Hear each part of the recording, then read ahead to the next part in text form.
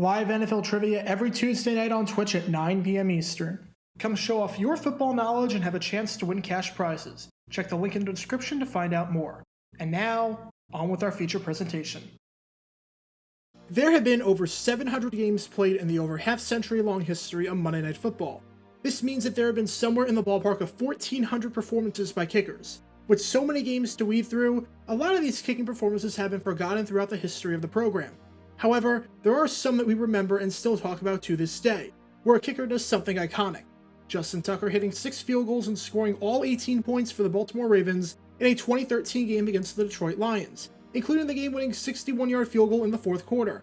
Jacksonville Jaguars kicker Josh Scobie hitting not 1, not 2, but 3 field goals from over 51 yards out in a stunning 12-7 upset over the Baltimore Ravens in 2011.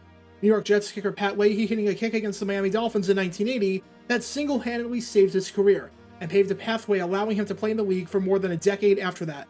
You can learn more about that game by clicking the card in the upper right corner. All of these performances were iconic for all the right reasons.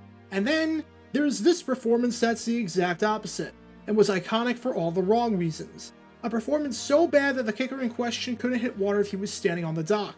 A performance so bad that the head coach practically attacked him in the post-game press conference, and a performance so bad that he was cut almost immediately after the game. Of the over 1,400 games by kickers in the storied history of Monday Night Football, this is the story of the worst kicking performance of them all. Before I talk about the actual game, we need some context as to the player in question who would wind up having his most infamous game in front of a national television audience. To start the early 1970s off, the Bills had a serious kicking problem on their hands. Buffalo drafted Grant Guthrie in the 6th round of the 1970 NFL Draft, and in his rookie season he was one of the worst kickers in football, hitting just 52.6% of his field goals, which ranked 23rd in the league out of 26 qualifiers. Still, he got a second chance to redeem himself in 1971, which he did not capitalize on in the slightest bit. After hitting a mere 30% of his kicks through 6 games, he was cut, and the team signed John Leypoldt, who shared kicking duties with Guthrie during that 1971 preseason. Little did Buffalo know that their awful kicking woes were about to be solved for the foreseeable future. I think the game he had against the Patriots, where he went 4 for 4 and drilled a 48-yard field goal, let Buffalo fans and the coaching staff collectively breathe a sigh of relief. Leypoldt finished that 1971 season hitting 60% of his field goals, ranking in the top half of the league. Leypoldt followed that up in 1972 by hitting over 66% of his kicks, which ranked inside the top 10. Most notably, he came up clutch by hitting the game-winning 45-yard field goal against the Patriots on the final play of the game. Buffalo won 27-24 because of that, and he followed that up in 1973 by hitting 70% of his kicks, ranking 5th in the entire NFL. While Leypoldt would stumble a bit in 1974, as his field goal percentage dropped to 57.6%, just slightly below the league average, he did have some great moments, like a 47-yard field goal in the fourth quarter to beat the Patriots 29-28, and scoring all 6 points for Buffalo in their 6-0 home win against the division rival Baltimore Colts. The Bills had only been around since 1960, but by 1975, it was clear that Leypoldt was the best kicker in the franchise's short history, owning just about every record in the book. It seemed like Leypoldt was going to be the team's kicker for a long time, especially after a 1975 season where he led the league in extra points, and a 1974 season where despite the percentage dipping, he finished 4th in the league in field goals made and 6th in points scored.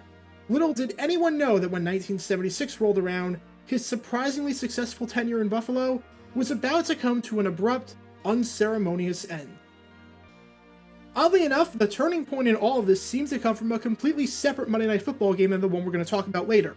On October 20th, 1975, the Buffalo Bills, winners of 4 straight to start the season off, were looking to keep that momentum going and beat a really New York Giants team that started the season off 1-3.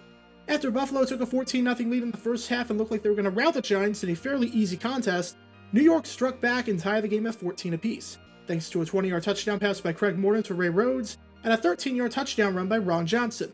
With 3 minutes left in the fourth quarter, Leypoldt lined up for the go-ahead field goal from 19 yards out. It was just an extra point. Well, he missed the kick. To the shock of just about everyone in the stadium, he missed it wide to the right. Leypoldt was stunned after the game, saying, "I thought it was good. It was a good center, a good hold, and I just missed it.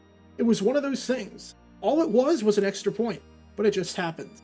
This would be the most heartbreaking kick ever missed by a Bills kicker in a game against the Giants. Leypoldt then missed a 50-yard field goal 2 minutes later, and the Giants won it with practically no time left on a 37-yard field goal by George Hunt to pull off the stunning upset. And while head coach Lou Saban didn't fault Leypoldt in the post-game press conference, reports say that internally, he was seething at his kicker. From there, Saban and Leypoldt were on rocky ground with each other. Now, even though Saban had been with Buffalo since 1972, and had seen Leypoldt play very well, that game against the Giants changed just about everything. Leypoldt later said that the relationship strained, and that he never really felt comfortable, and always was pressing. And as Leypoldt said, that impacted his play, because when you're pressing, you try to double-check yourself, but you wind up second-guessing and taking too much time, which you can't really do if you're a kicker. Because of that game, and because of some declining performances, Saban brought in competition at the kicker spot for the 1976 preseason, signing Ian Sunter, who hit over 65% of his kicks with the Hamilton Tiger Cats of the Canadian Football League over the previous 2 seasons. The good news for Leypoldt was that he was still able to hold on to his job. The bad news was that he went just 1 for 5 in the preseason. He was on incredibly thin ice, and when the 1976 regular season started, that ice was about to completely break. September 13th, 1976, week 1 of the season, and it's a Monday Night Football matchup between the Buffalo Bills and the Miami Dolphins. In this AFC East matchup, this had the opportunity to be a huge statement game for Buffalo. They had been knocking at the door of the AFC East for the past 3 years with 3 straight winning records, but Miami was still the class of that division, and the Dolphins had won literally every single game that the teams had played against each other in the 1970s. It was as one-sided as a rivalry can possibly get. If the Bills can go out there in front of a national television audience and win this game, it could signify a changing of the guard, and could be an absolutely huge momentum boost to start the season off. As you can probably guess, it didn't quite work out that way. After the teams traded touchdowns in the first half, the score was tied at 14 apiece with roughly 5.5 minutes left before the halftime break. John Leypoldt lines up for a 31-yard field goal to try and give Buffalo its first lead of the game. The kick gets blocked, and the Bills come away on the drive empty-handed. It goes down as a miss for Leypoldt, but you can't really blame him for this one. Nothing you could do about this one getting blocked when the field goal protection unit is that bad. In the second half, Miami starts to pull away a bit, and leads at 27-14. Buffalo needs to find a way to cut into this deficit somehow, and to do it, they call on Leypoldt to try a field goal from 39 yards out. The end result of this kick? It's absolutely terrible. Not only does it miss wide right, but based on this angle, even if it was dead straight, I'm not sure it reaches. When you're potentially missing short on a kick from inside of 40 yards, that's when you know you're struggling to get anything going. At this point, the fans in Rich Stadium begin to boo, but little do they know that amazingly enough, it's about to get a whole lot worse. With 4 minutes left, the Bills trail at 30-21. They need a touchdown and a field goal, and opt to go for the field goal first facing a 4th down situation. This kick by Leypoldt is a chip shot from 29 yards out to make it a 1-possession game, and put the Bills right back in it. And sure enough, Leypoldt misses it wide right.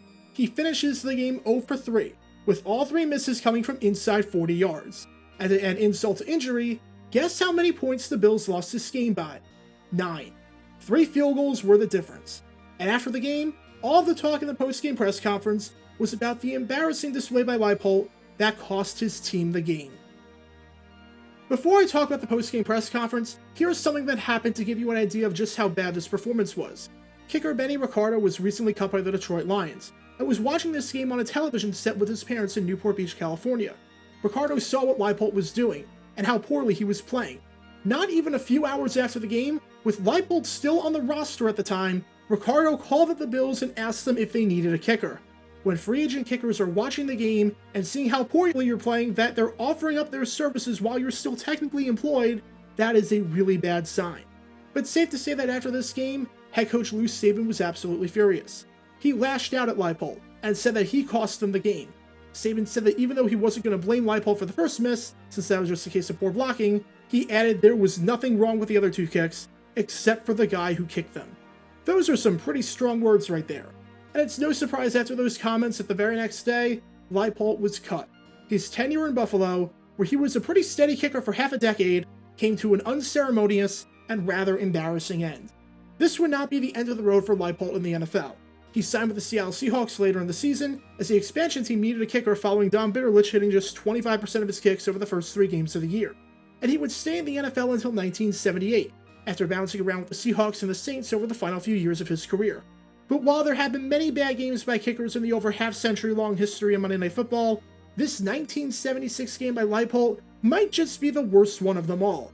To miss all 3 of your kicks, and lose by 3 field goals and be cut the very next day, in a game so bad that free agent kickers are watching the game and calling up your place of employment asking if there's a job opening, Well, it doesn't get a whole lot worse for a kicker than that. Get your official Jaguar Gear 9 merchandise by going to jg9shop.com, and be sure to like this video, ring the notification bell, subscribe down below if you haven't already, as it helps the channel out a lot, and be sure to check out Twitch every Monday and Tuesday night at 9 p.m. Eastern for your chance to play NFL Trivia and win cash prizes. Link in the description below. If you want to see videos like this condensed down to 60 seconds, then follow me on TikTok at JaguarGator9, and subscribe to 60-Second NFL History on YouTube. To see highlight videos of players throughout the history of the NFL, subscribe to JG9 Highlights. Also, special thanks to all of our Patreon supporters who help get the channel. Your support is greatly appreciated. So you can become a patron and request future video topics in the description below.